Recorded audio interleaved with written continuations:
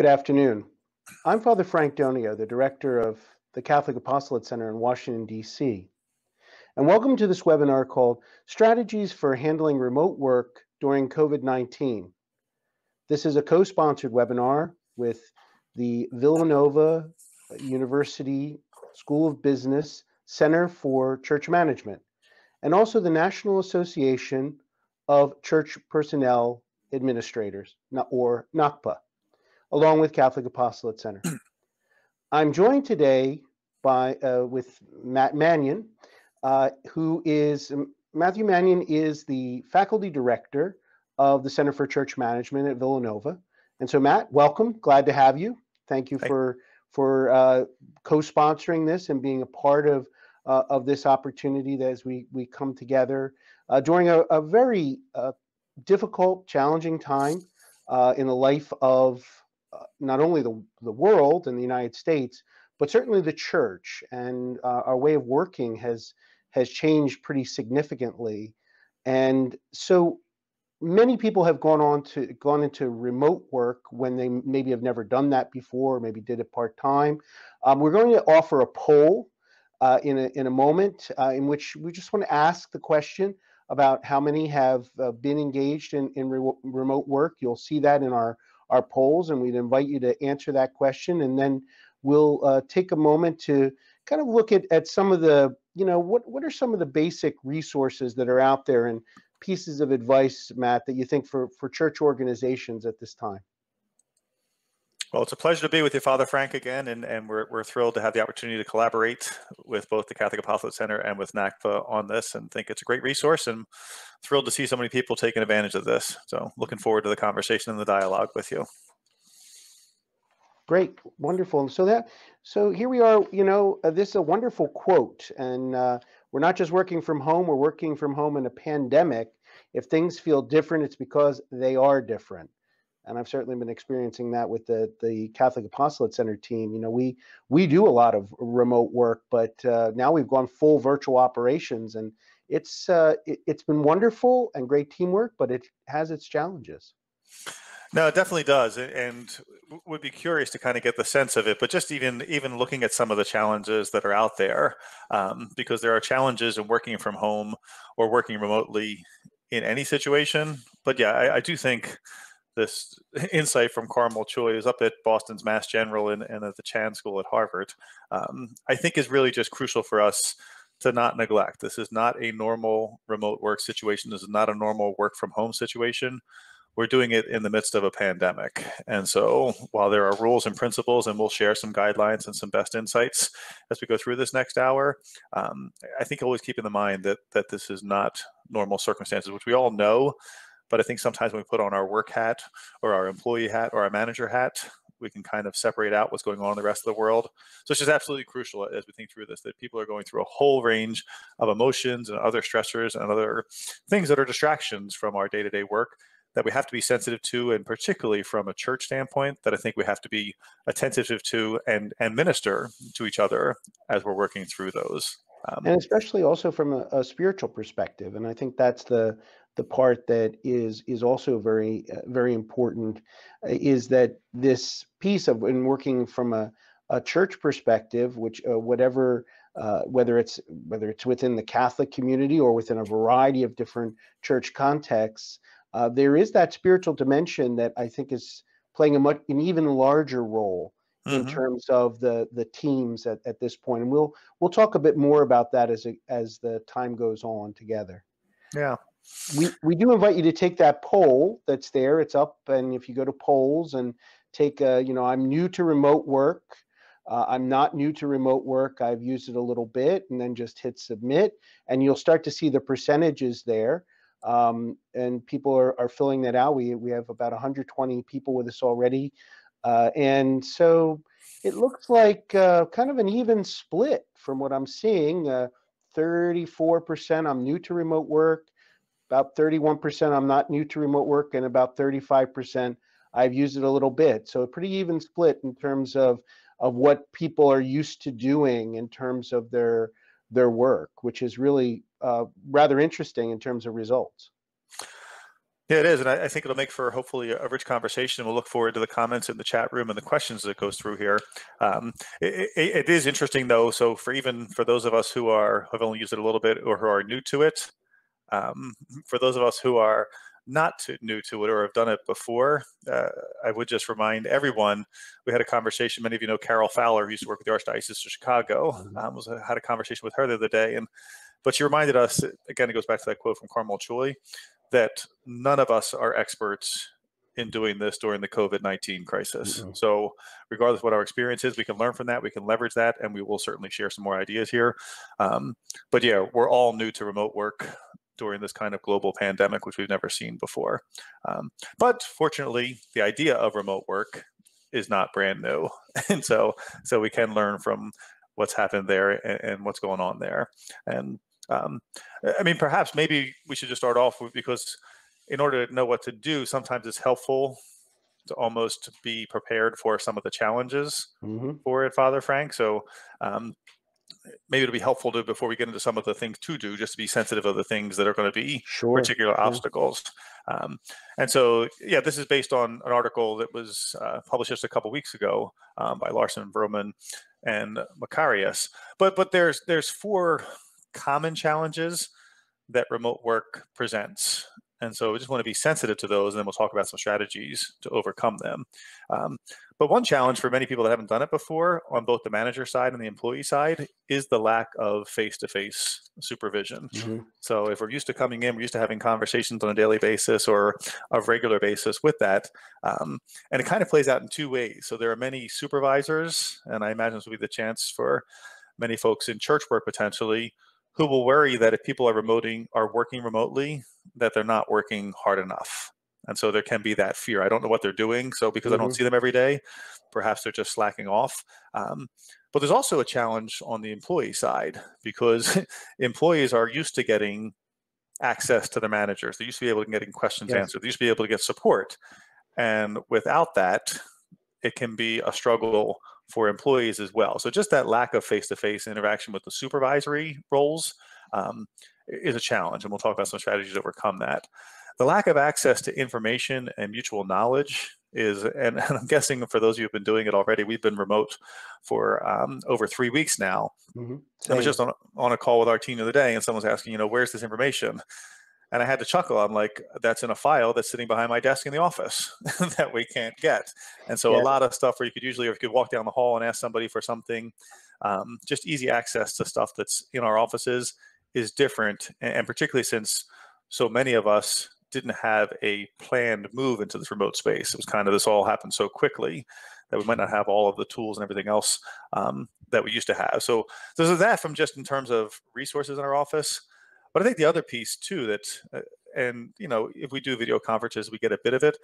But if you think about just going in, for those that are used to working in an office, as you walk around in the morning, you kind of check in with everyone and see how you're doing, what's going on. And if somebody's having a bad day, you can get a read off of that early on. And then if you get a short, or at least for me, if I get a short email from them, I'm like, well, I know they're just having a bad day, so I'm not going to take it personally.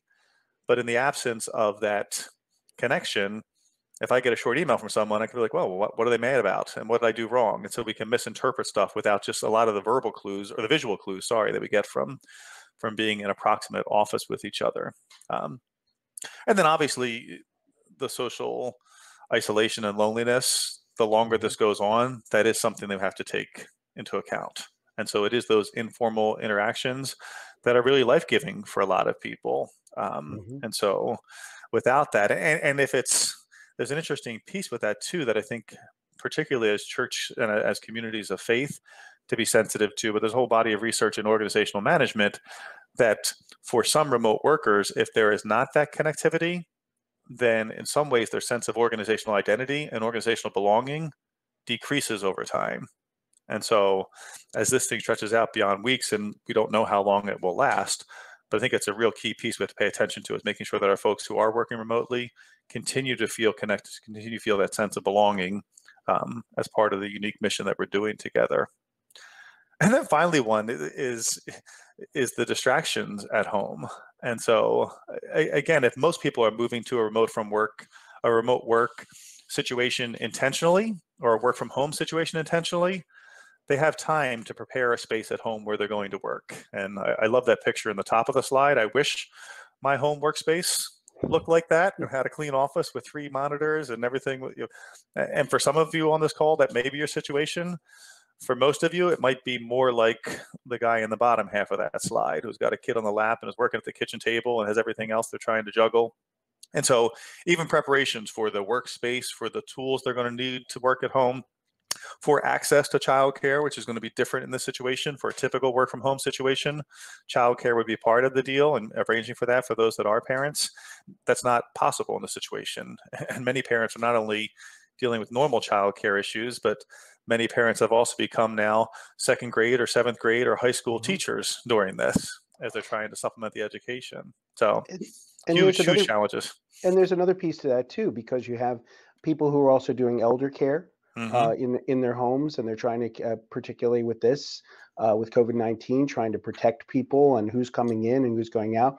Multi-generational, suddenly people have become, they suddenly have their adult children often with them. And so there's a whole new reality of people getting used to even a living situation that they were not used to, particularly, look at the college students who all went home, or people who are in areas, of challenge, and now they're all together. There's all of that, along with, now I'm suddenly working from home, and this is not my usual situation. And then there's also those who are living alone, and are isolated and are trying to socially distance themselves from friends or family members, so as not to create a situation, and the isolation that makes it even more distracting in terms of work. So there's a lot. This, again, back to that quote about the pandemic, this is a very unique reality, and also the turnaround. And you mentioned that, Matt, that turnaround that was so fast for this to just occur. It's okay, we're doing it, and people who didn't have the right equipment, the right situation. I mean, we didn't even get into some of those realities, which I think are in some instances being resolved, but in another number of instances are not. But how can a leader really help staff and volunteers, I think, spiritually during this time? We want to jump into that maybe a little earlier rather than later, because I think sometimes, especially in this kind of moment, the spiritual life becomes even more necessary, especially for those who are working within church organizations and faith-based organizations. Yeah, I think it's so huge, and I think it can be very easily, when we're juggling so many things and dealing with so many transitions, to say we don't have time for that. And so I think one of the greatest things that leaders can do in this situation, and particularly those involved in church work, is to pay attention to how did you nurture each other spiritually before this remote work situation, and as best as possible, try to continue those things. And so, I've always taken such great comfort in, from a Catholic standpoint, the Liturgy of the Hours, and to know that people throughout the globe are praying this prayer together at the same periods, and so to be joined with hundreds of millions of people on a daily basis. And so I think taking a look at, within our own particular work communities, what are the ways that we can unite in prayer on a regular basis? What were the ways that we were doing it? And if they were not, I know our team at Villanova used to go to Mass each Monday to start the week off. There was a 12:05 Mass on campus. We obviously can't be doing that. So we have to find other ways that we can still be united in prayer and still connect in prayer and still. So I think there's one piece there. I think there's find the ways that work for your group or for your team to continue to pray and continue to pray intentionally together, to continue to share faith together.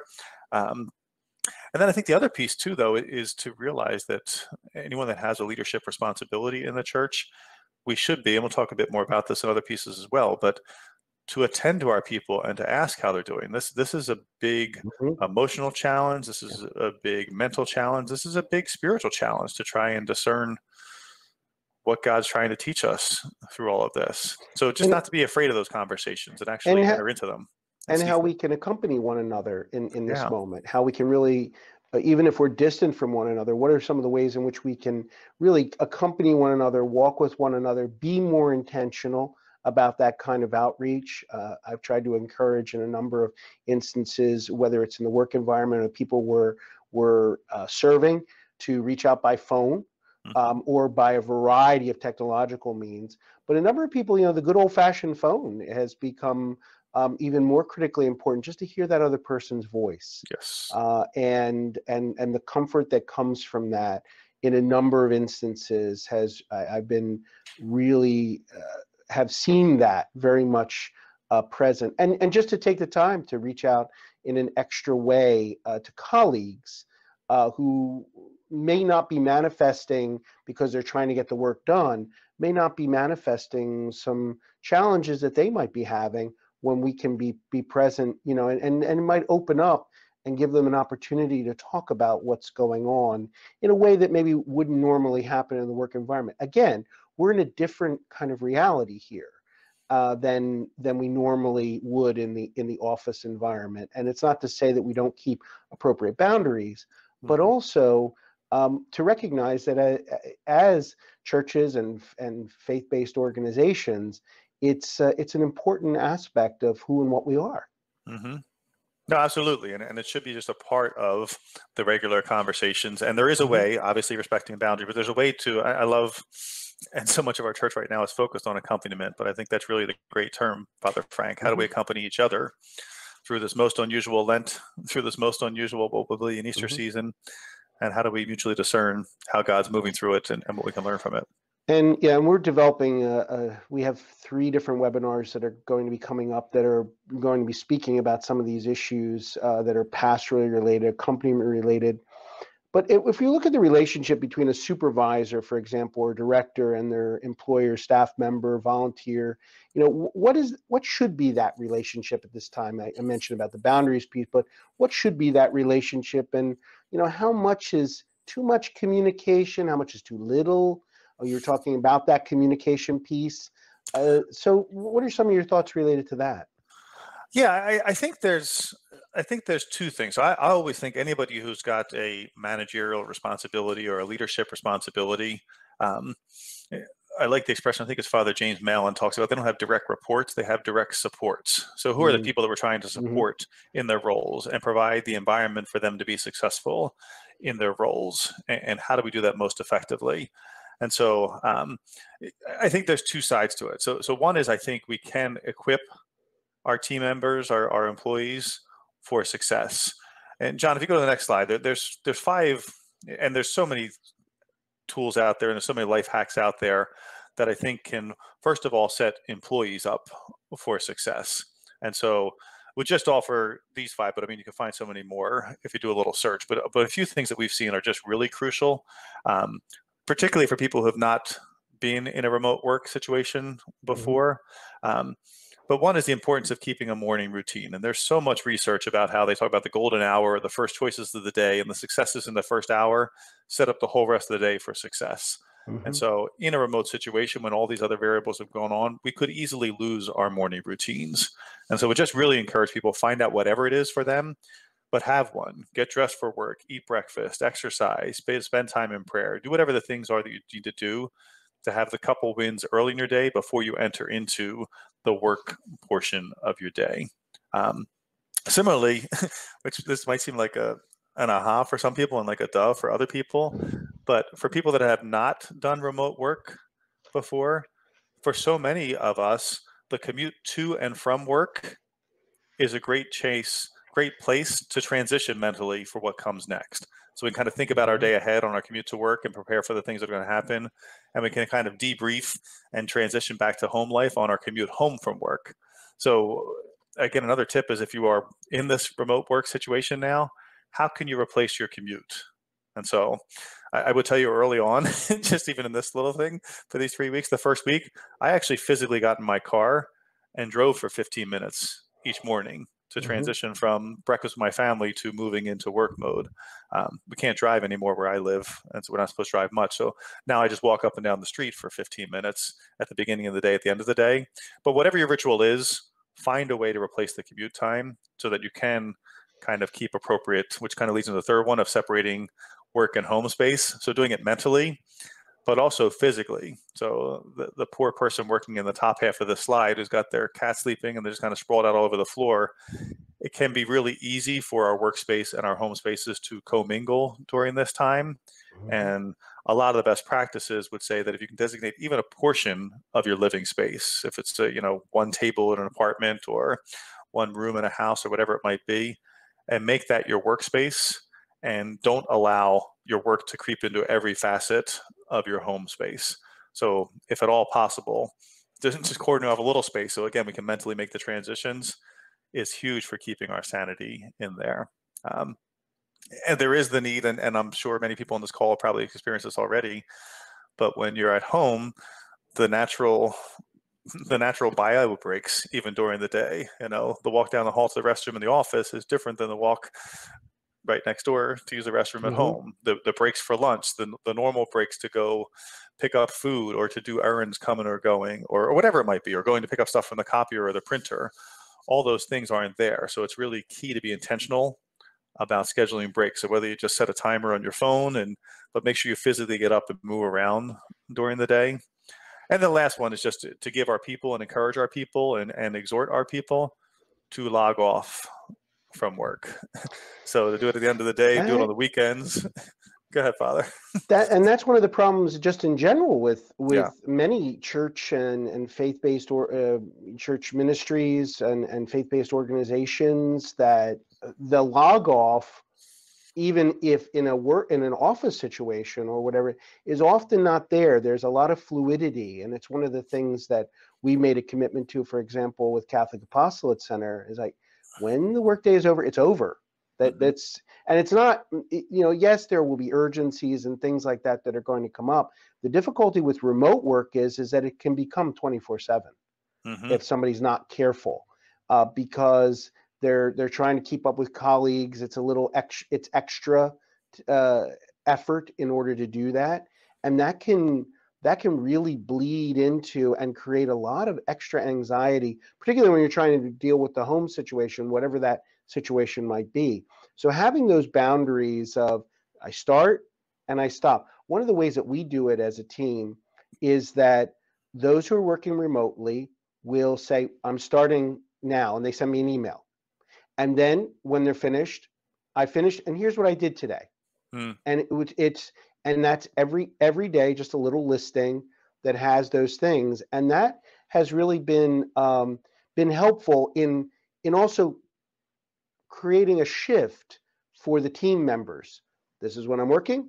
This is when I'm off, and it's a literal log off. And that sounds extreme, but I think if it doesn't happen, it can really be problematic, because people will bleed, 2 or 3 hours. Oh, I can get this project done or whatever. And that's not really healthy at all. No, it's interesting. There's even, just from a technology standpoint, at Villanova, our computers get the Microsoft updates once a week. And so if you don't shut it down, it will literally stop in the middle of the day for you. And for me, it happened twice in the middle of these kind of presentations and webinars. And so from there, I learned, like, I've got to shut it down on Monday nights to let the updates. But yeah, that habit, that ritual. But I think particularly as those who have managerial roles, we have to model it. We have to communicate it. We have to set those expectations, and we have to support people in doing it, particularly at this time. We had a question here, for example, do you recommend weekly virtual meetings and using apps to do that, either, Zoom or one of the other communications apps? We're using Google Meet. So what's your thoughts about weekly meetings? Yeah, so I've always been a big proponent for best practices in any organization. And again, these are not carved in stone, but as general rules, I think weekly team meetings are huge from a communication standpoint. And there's kind of different ones. So, and this is part of adapting kind of what your new norm is to some of the things that were best practice before. So I can tell you our team at the Center for Church Management, just the way things work out, and it's kind of the joke of how it worked out. I'll give you the true story. So because I teach at night, I usually get in later than my coworkers. I usually get in at 10:30 in the morning. And I like to have a Philly soft pretzel each morning. So I pick up my Philly soft pretzel in our cafeteria, and I walk upstairs, and and we have a quick 5-10 minute stand-up meeting with Chesley Turner and Daniel Gerton, my two colleagues in this work. And so, but we joke, it's like, as long as it takes for me to get the pretzel, that's how long our meeting is. And it's kind of the same things you said with your email, Father Frank, kind of what's on the plate for today, anything we need to know, any new information, everyone got what they need, great, go do it. So I think those quick check-ins on a regular basis, on a daily basis, if at all possible, or whatever frequency makes sense for your team, are really good. I think having a weekly team meeting that's looking at more strategy and more bigger picture issues, connect everyone in what the whole team or what the whole parish or what the whole church is doing. I think those things are also invaluable. And then I think the third one is just to have regular one-to-ones. And so I'm a big fan of weekly one-to-ones with individual direct reports to see what's going on in their particular areas, their projects, their initiatives. So yeah, I think those mix of things, but a huge fan of weekly team meetings. And I think we might talk a little bit more later on about different technologies, but I think the key for technology as a general rule is find the technology that works for your team. And so any of those could work. And that's the part. And taking some of those things that you might do live and in person, the weekly check-ins and staff meetings and things that really are best practices to begin with, can be brought online. Because the isolation can happen very quickly. I'm working over here. I don't know what my colleague's working on. I don't know what this one's. And so it's that communication that occurred in the office can be brought into an online venue. That's what we've done, certainly. And I know a lot of organizations have done that. They've taken a number of those practices and now put them online and found some way to do that through, whatever communication method they're using. And that's been really successful for them in transitioning into this, over this time. So maybe, what should be the relationship? What are some of the strategies then for a team to keep in communication with each other? Because that's a little more challenging than it is in the office environment, because you can just go and see somebody, or have a quick phone conversation, or go down the hall, whatever it is. But what about now? Yeah, so I do think, and I have to give credit to my colleague at Villanova, Narda Quigley, who's done some great work on this too. But the first principle, and you kind of asked how much is too much, and I know I've seen one or two things in the chat room as well. I don't know that too much is going to be the problem that most people have. So all the research would say that most people have a problem of too little communication. And so I think, again, our responsibility is to over-communicate and communicate even more than we think we should. And so in the absence of communication, people make stuff up.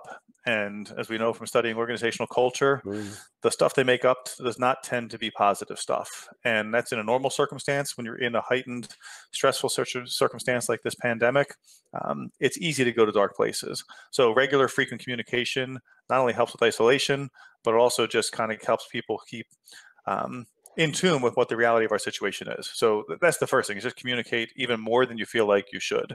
And if you ever had the doubt of, I don't know if I should bother them with this, bother them with it until they tell you to stop. The second thing too, though, is to expect less productivity. And I'm guessing we've all experienced this already for a lot of the reasons that have been described. But we should expect less productivity because people are learning new ways of doing things. People have all these other challenges that we've mentioned at home. Also, all of our processes and ways for getting things done are changing because we're not doing them physically present to each other. So I do think, just from a managerial standpoint, we have to have that. And I think we also have to give our teams, have to acknowledge that to our teams, that we are going to be less productive until we figure all this stuff out.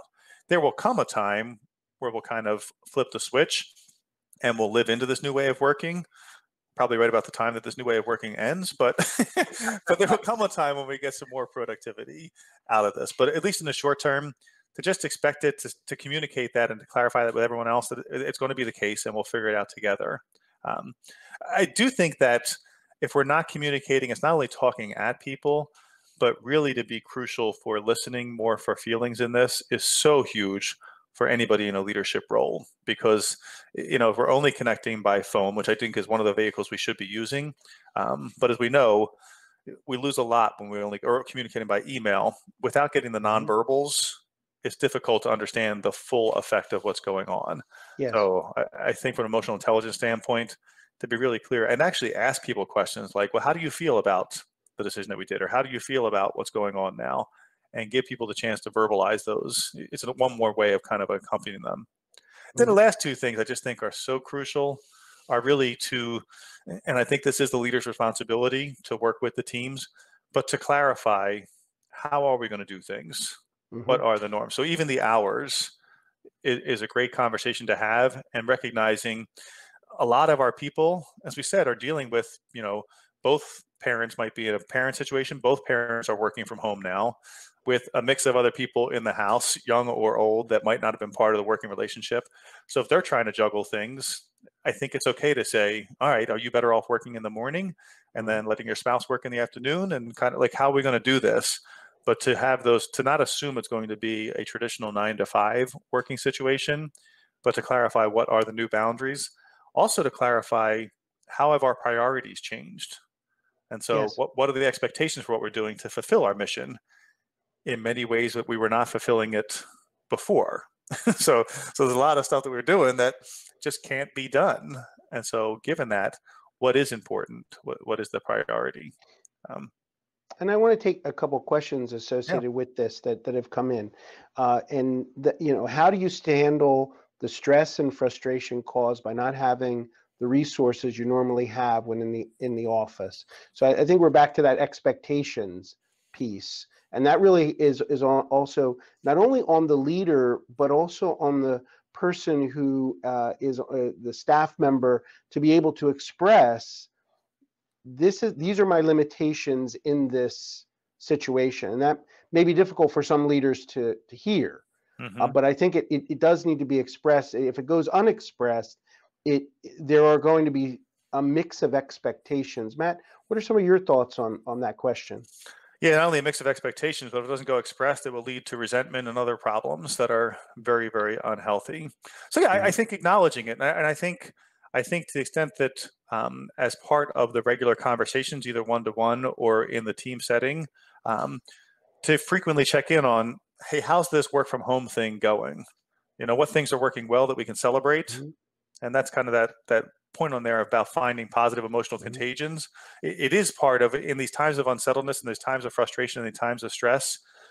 Daniel Goleman's done a ton of work on this in his emotional intelligence work, but people will look to the leaders for emotional cues on how to react. Yes. And so, but I think in terms of not suppressing frustrations, I think we have to acknowledge that, yeah, this is not easy. This is tougher than I thought it would be. But where's the good that we're finding in it? So it's got to be that balance, but giving people a place to give voice to the frustrations and try and troubleshoot them where we can. And where we can't, just acknowledge, yeah, this is tough for me too, but we're going to get through it, and we're going to be okay.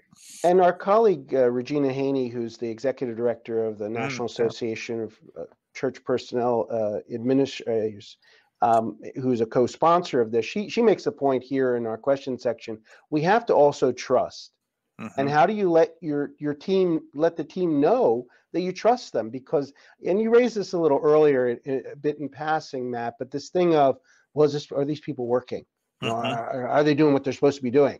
And I think that's the part that really, especially as people of faith, we have to have faith in people, and have a certain trust that needs to be there. But sometimes I find that can be lacking.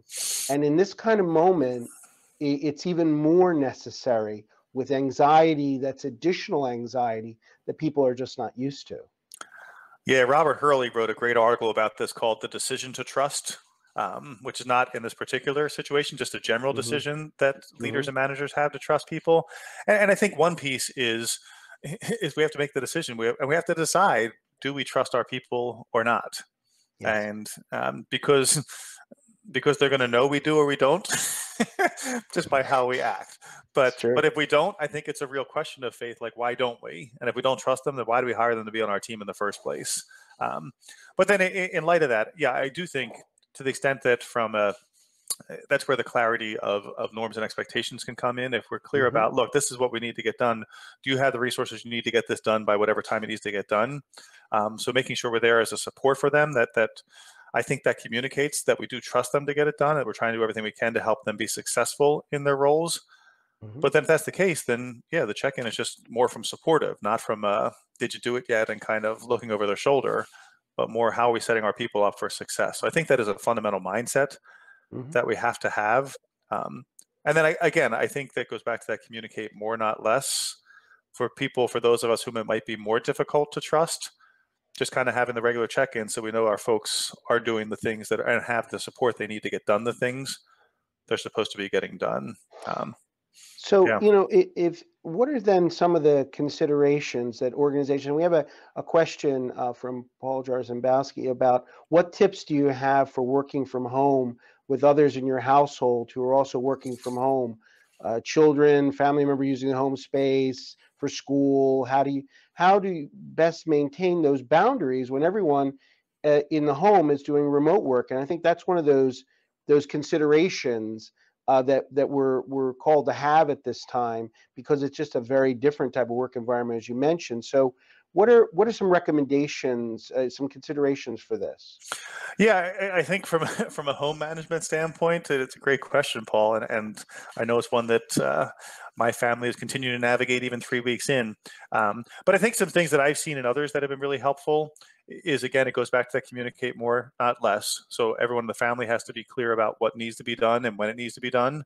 I mean, even right now, when I do these webinars, I kind of have a little text to the family and say, "Hey, I need the internet for the next hour." But I told them in the morning, "Hey, I've got one of these things at this time and this time," so they can plan their schoolwork around it, or their live streaming of videos or whatever else around those. But I think to the extent that you can work out a schedule with the people, if you have several people under the same roof, that here's when schoolwork's going to be done, and I'm going to need mom or dad's support for it, and here's when this thing's going to be done, and kind of juggling, and then communicating, particularly from an employee standpoint, with our workplaces to say, yeah, you know what, again, I'm good for these hours, but I've got to take care of home care responsibilities during this chunk of time, Yes. and then I'll be back again for these hours. I think as long as the stuff is communicated in advance, most reasonable people in the midst of this kind of crisis should be able to work with each other to get it done. And there are difficulties. There are Mhm. meltdowns that happen with, especially with younger children. There are situations that occur. Maybe there's again an elder care situation or something that, and to be able to step away, or to, not do like the sometimes when people have their kids in church, and maybe they're acting, Mhm. and people will glower at them. I mean, to have colleagues, if the kid appears in the workspace, it's going to happen. Yeah. That's or the cat or the Mhm. dog or whatever. It's just it's a different type of consideration that we have to have with one another. That and especially for leaders, and I really want to emphasize this. The leaders need to be, and you mentioned this earlier, Matt, examples, and good examples. Leaders are under a great deal of stress and anxiety as well. Mhm.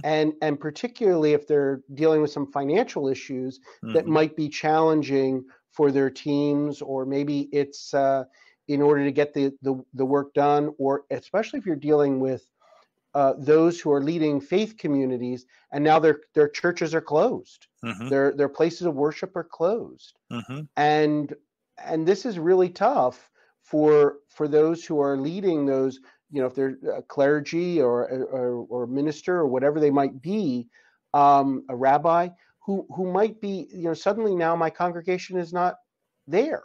Mhm. And so I think that's the other piece of it, the consideration that can come in the other direction too, because this is just such a unique reality that this country has not, the United States has not seen since the influenza pandemic of 1918. Mhm. And No, so that's a very, for the leader, I think too, depending on what their situation is, it can also be really challenging.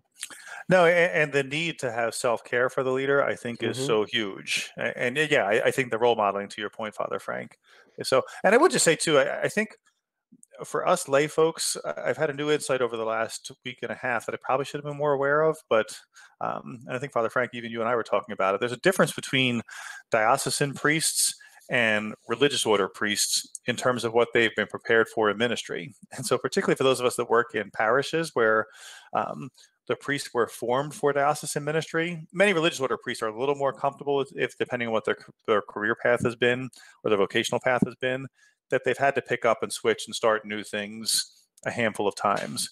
Many diocesan priests, their whole ministry has been in parish life. And Cardinal Newman's got a great quote. They asked him once about what he thought about the laity. And he said, well, without them, we look kind of foolish. But I know for many of my diocesan priest friends, they've talked about how not being able to be in touch with the people in their parishes has been really difficult for them. And so I think a sensitivity for us lay folks, just checking in with our, particularly the pastors, to see how they're doing with this and how to help them stay connected is really big. But I think for any leaders, recognizing the stress we're under organizationally, but also the stress we might be under at home as well is really key. And to not deny that. And again, to the extents that are appropriate, obviously not violating boundaries or anything else, but the extents that are appropriate, to share that with our team members and say, yeah, you know what, this thing's been really tough. My kids, I've got a daughter who's a senior in high school who's lost her senior year. I mean, that's been very difficult for her. And to be able to share that as part of my day-to-day reality is helpful. Yeah. So my nephew who's coming to Villanova in the fall, he's a senior, as well, and it is, and I work with college students often, and the ones who are seniors right now or graduating in a variety of ways, that all has changed, and so many milestone events, baptisms and weddings that have been postponed, and then just the whole situation of funerals. I know people in various organizations who have relatives who are very sick or who have died, and they can't be present, to them in the hospital, in the situation, and it's really very, very painful. And so I think that's another consideration in this moment, that we're, especially since we've not seen a diminishment in a number of places, more of a rise. I think that's certainly an important consideration. One of the things in terms of some of you had some tips for teams. Maybe we can talk a bit about that. Yeah, what is funny, so the 5 tips for teams are the same 5 tips that we would offer for managers in a one-to-one situation. They're just applied a little differently. But yeah, the communication theme, I sound like a broken record, but I don't think we can communicate it enough, that it is just so crucial. So within our team settings, and in just a few minutes, we'll talk about some ways to do that as well, kind of going back to the technology question.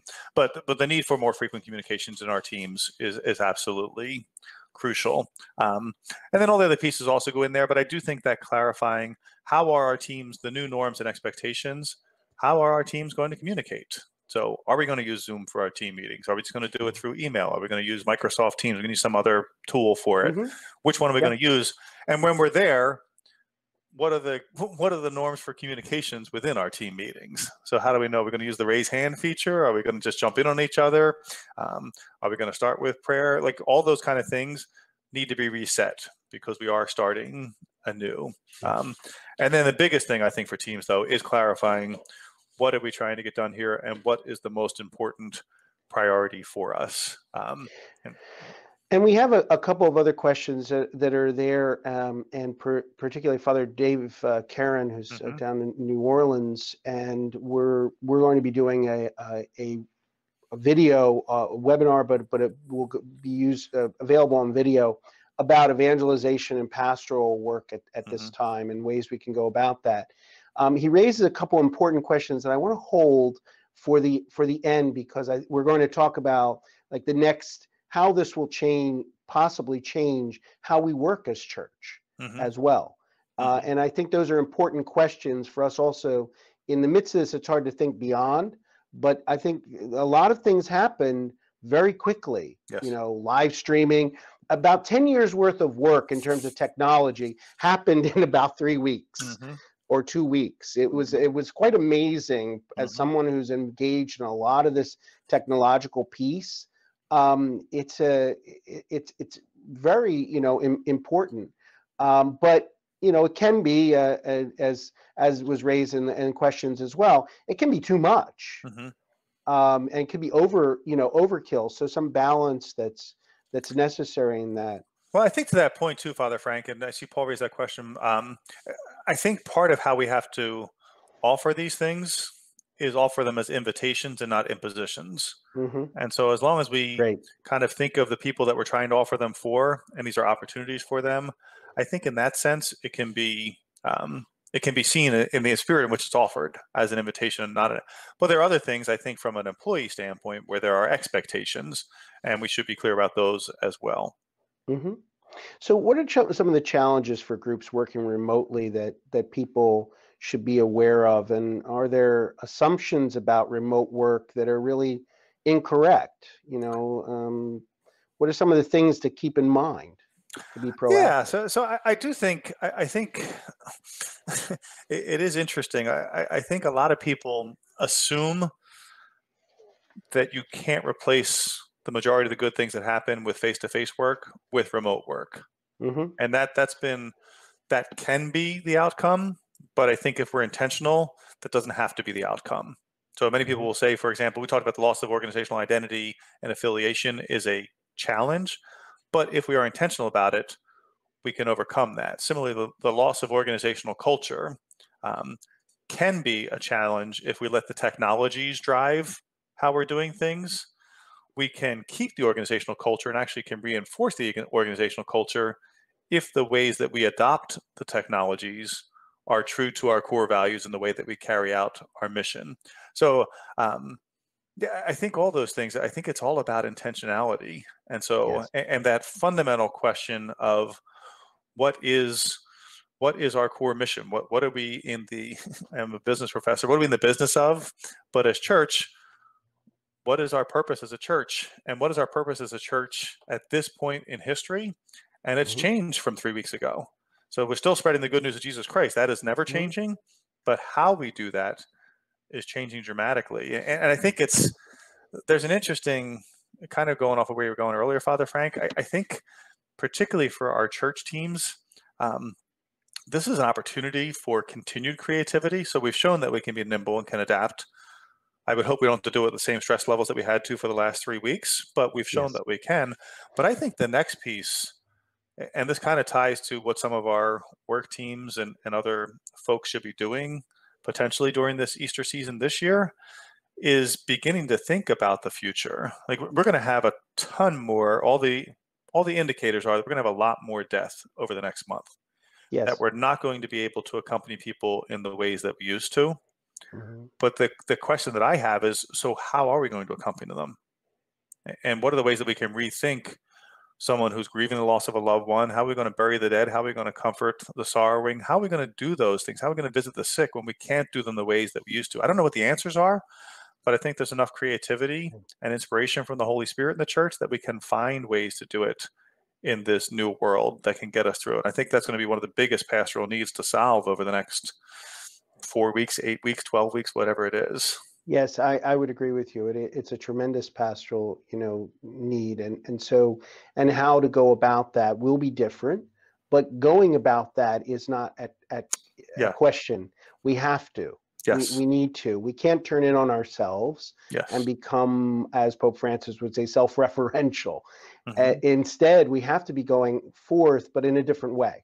Hmm. It's a very different way in which we're going forth, and that's going to be difficult. And then after, how do we do that care that's down the line when we do have the opportunity to come together again? I think we'll be seeing a number of ways in which pastorally these things are being attended to. At least that's my hope. Hmm. It's certainly my own intention, but I know it's the intention of many pastoral people, but I think it is certainly, very much necessary. One of the points that was raised in the chat too is that for some people their level of collaboration has increased. So thank you, Robin Margraf, for saying that, because I think a number of people have found that too. Hmm. Is that in some ways there is a bit more focus time, and some of the distractions may well be missing, but also there's greater intentionality. Mm-hmm. Yeah. There's the intention to do it, but the intention, I think this is something that we've talked about as a team at Catholic Apostolate Center, is to move from a kind of sprint to a marathon. Mm-hmm. Certainly not that I'm a runner, but that there is that kind of, okay, we did this, but you can't sustain that. That is Mm-hmm. unsustainable, Mm-hmm. and is unhealthy. Mm-hmm. And I say that, I want to be really underscore that, because we don't know how long this is going to go on. Mm-hmm. And so taking on more of, as St. Paul would say, patient endurance, Mm-hmm. perseverance, Mm-hmm. though, in a way that is over time. Mm-hmm. And I think that's what many people are feeling, as Robin says in there. I So, think, Father, just one other thought on there too, that I think as we shift to this, but particularly for our teams, so the grief piece, and there's been a handful of things in literature talking about this as well, not just for those who literally had the loss of lives or sickness or those sort of things, which we absolutely have to do from our pastoral standpoint, but I think the other piece that our teams should be sensitive to is, what are people grieving in the way that they used to work, mm-hmm, that we have to accompany them through. And so mm-hmm, there are a lot of great plans that many of us had for the spring and for the summer. There's a lot of things that we were looking forward to that we're not going to get to do. And I do mm-hmm. think again, I don't think we can just gloss over those No. in a leadership role. I think we have to allow time for that. We have to allow people to mourn, to grieve, and use our Mm-hmm. gifts of ritual to process those and then to move on. We're not a Good Friday people. We are an Easter people, but we have to help people and accompany them through the grief of what they've lost in their jobs and other things they were looking forward to for the spring. Yes, and whether that is work related or personal, Yes. either way, it's there's still a grieving that goes along with that can affect the whole, of all of this. So, maybe let's look at the finance piece then. With donations not coming in as much, or at all for parishes. Yeah. I mean, are there simple things and inexpensive resources that people can use, in terms of productivity? Yeah. The couple quick things that I would say is, one, I think the most effective thing we can do that doesn't cost anything is to make sure that we and our teams are focusing on the most important things. Mm-hmm. So I think we just have to winnow away and cut away all the stuff that is non-essential and have people using whatever time they have on the most important things. And so that requires dialogue and conversation. But then in terms of those tools, I think just that's again where that spirit of collaboration, both within our teams, but also within our networks, is big.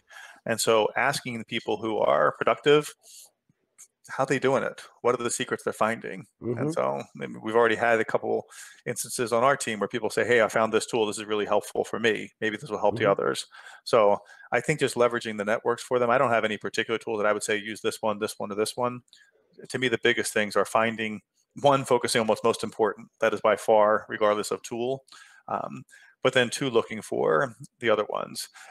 There is just, I mean, and this kind of speaks to a bit of what we talked about in terms of frequency of meetings and everything else. But the biggest thing is to find the tool that works for your team. So the tool that works for my team is not necessarily going to be the tool that works for your team or somebody else's, but find the ones. And so, I mean, I mentioned the frequency of meetings that we have, but because we're spending a lot of time on Zoom for our strategy team meetings and for our project team meetings and for other things that we need to do, part of what we've agreed to as a norm for us is that when we do our one-to-ones, we actually start them on the phone because we're sick of being on Zoom. Mm-hmm. And if we need a quick answer on something, we'll use text if we need an immediate answer. We'll use email if we got a little more time. So we kind of have started to fall Vary it into up. Yeah. which tool do we use for which particular thing. And I think that is crucial for it. One of the things that we've tried to do in terms of, is a virtual coffee break we've put in twice a week now, where people just come, and we're getting a fair number of our team members who are coming and doing it, and we're not talking about anything work related. Yeah. We're just talking about, okay, what are people cooking? What are people, what are some of the things that are are going on? What's happening in your family? Kind of the what seems like very basic things, but particularly at this moment, I think are appreciated. They're the human things that we can share in a moment like this. I think it's a great example too of clarifying the norms and expectations for that one, Father, too. So when we're on a coffee break, we're not talking work. That's not allowed to be. And so again, when people set those expectations, people know how to follow them. So yeah, whether they're coffee breaks or happy hours or all those kind of things, I think are great.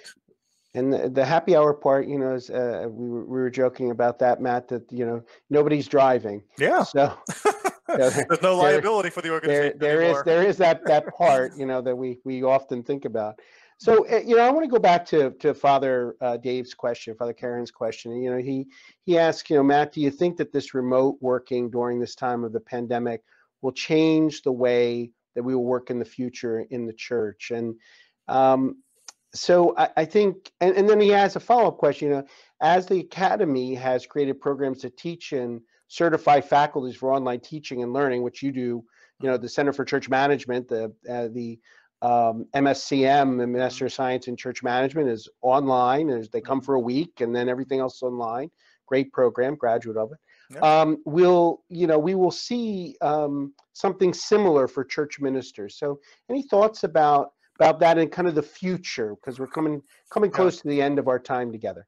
So I do think it will change things for us. I don't know what it will change things to, but yeah, I think we all have to realize that the world as we knew it no longer exists, and we're figuring out what this new world is going to be, but it's different. And so yeah, we are creating. It's interesting. There's all this research on how long it takes to form a new habit, and most of it would say somewhere between 35 days plus or minus.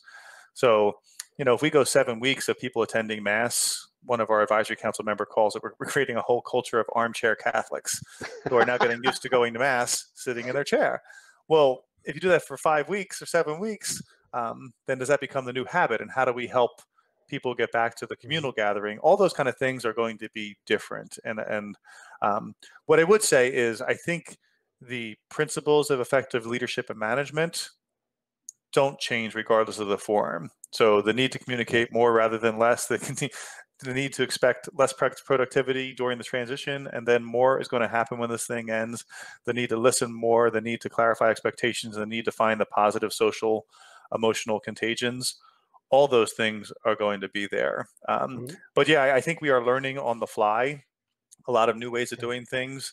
And I think I can tell you just from some of the research that we've already started in these past 2 weeks, but there's going to be a lot more research on what does this mean for how are we church?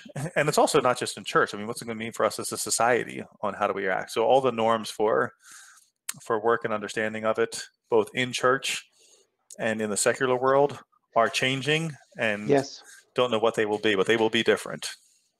And Matt, you have some resources that the Center for Church Management is putting together, some webinars and some additional resources. Could you talk a little bit about those and where people can find them? Yeah, so we've done a handful already on some of the financial challenges, some of the communication challenges, some of the HR issues. This one obviously will fall under that broad umbrella. And so anybody can go to villanova.churchmanagement.com. So it's a website that we got, and part of our work for this even was funded by a grant we received from the Lilly Endowment as part of their national initiative to address economic challenges facing pastoral leaders. But there's a special COVID-19 section that we're putting some articles that we're finding that are useful, videos of these webinars and things that we've done. And so yeah, it's a simple login and it's free, thanks to Lilly. And those resources will be there. And the great resources that you're doing and others are doing, I think the more we share with each other, the better off we'll be. And we have a number of both spiritual, managerial, dealing with the psychological issues, a number of things. If you go for us to CatholicApostolateCenter.org/COVID-19, we have those resources available. They are all at no cost. We've been trying to collate. They're updated literally every day at this point. And this webinar will be on that page as well as on our webinar section, and then also will be on the page that Matt mentioned earlier. Matt, thank you for a fantastic conversation. I want to thank all of you who joined us for this time. Thank you for your wonderful insights, questions in the chat. People were giving different tips to one another, and that's what we really want to see, is how we can learn from one another during this time. And so know that especially as we enter into a very sacred time for both in the Jewish faith tradition and in the Christian faith tradition, know that our prayers are with you, and thank you for this opportunity, and know that we will be offering more things coming up over time. So again, thank you, Matt, and take care, and God bless. Great to be with you. Thanks, Father Frank.